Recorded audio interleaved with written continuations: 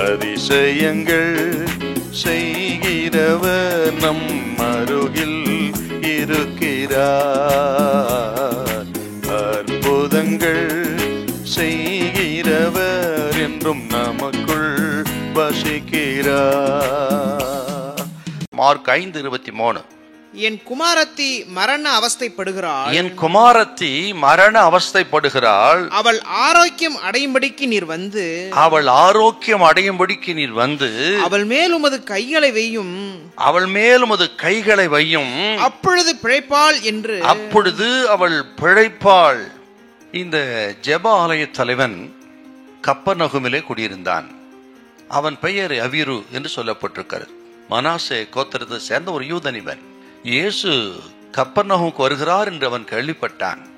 உடனே அவன் தீவிரமாய் எழுந்து இயேசுவை சந்திக்க போய், இயேசுவின் பாதத்தில் விழுந்து, ஆண்டவரே, நீர் என் வீட்டுக்கு வர வேண்டும், என் மகள் மேல் கையை வைக்க வேண்டும், அவளுக்கு அற்புதமான சுகத்தை கொடுக்க வேண்டும் என்று அவன் கெஞ்சி மன்றாடினான். அவன் கெஞ்சுதலை கேட்ட ஆண்டவர் அவனோடு கூட அவன் வீட்டுக்கு போனார். போகிற வழியிலே தான் பெரும்பாடுள்ள ஸ்திரீக்கு சுகம் கொடுத்தார்.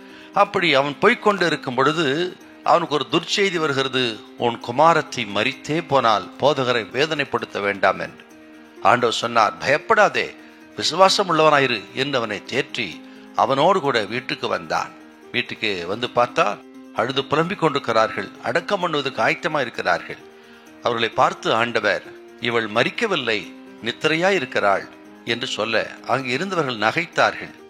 அவர்கள் எல்லாரும் ஆண்டவர் அப்புறப்படுத்திவிட்டு யோவான், யாக்கோபு, பேதுரு மற்றும் அந்த சிறுபணியின் பெற்றோரோடு உள்ள பிரவேசித்து, தரித்தாகுமே, சிறுவனே எழுந்திரு என்று சொல்ல அவள் உடனே உயிர் பெற்றாள். எல்லாரும் ஆச்சரியம் அடைந்தார்கள்.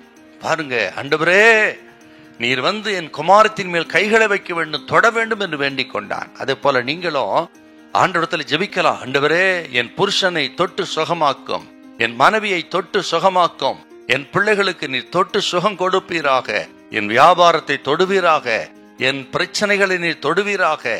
ஆண்டவரே, எல்லாம் இருளா இருக்கிறது, என் குடும்பத்தை நீ தொட்டு ஒரு அற்புதத்தை செய்வீரான்னு சொல்லி நீங்க ஜெபிக்கலாம். பாருங்க, அப்படி ஜெபித்து பாருங்க, உங்களுக்கு ஒரு அற்புதத்தை ஆண்டவர் செய்வார். இவன் காரியத்தை கவனித்து பாருங்கள். இவன் இயேசுவை தேடி வந்தது சாதாரண காரியம் அல்ல. ஏன்னு கேட்டா, யோவான் சுவிசேஷம் 9:22 வாசித்து பார்த்தீங்கன்னா, இயேசுவிடத்துல போகக்கூடாது, இயேசுவை தொடர்பு கொள்ளக்கூடாது கட்டுப்பாடு இருந்தது. ஆனால் இவன் அதெல்லாம் மீறி இயேசுவை தேடி வந்தான். பாருங்கள், அப்படி உங்களுக்கு அநேக தடைகள் இருக்கலாம், வரக்கூடாது நெருக்கடி இருக்கலாம். எல்லாவற்றையும் நீங்கள் தகர்த்தெறிந்து விட்டு இயேசுவை தேடி வர வேண்டும். என்னிடத்தில் வருகிற யாரையும் புறம்பே தள்ள மாட்டேன்னு சொன்ன ஆண்டவர் உங்களுக்கு ஒரு அற்புதத்தை செய்வார். வாருங்கள் இயேசுவிடத்துல, நீங்களும் ஜெபியுங்கள். இந்த நாளில் ஒரு அற்புதம் நடக்கும். ஹல்லேலூயா, ஹல்லேலூயா.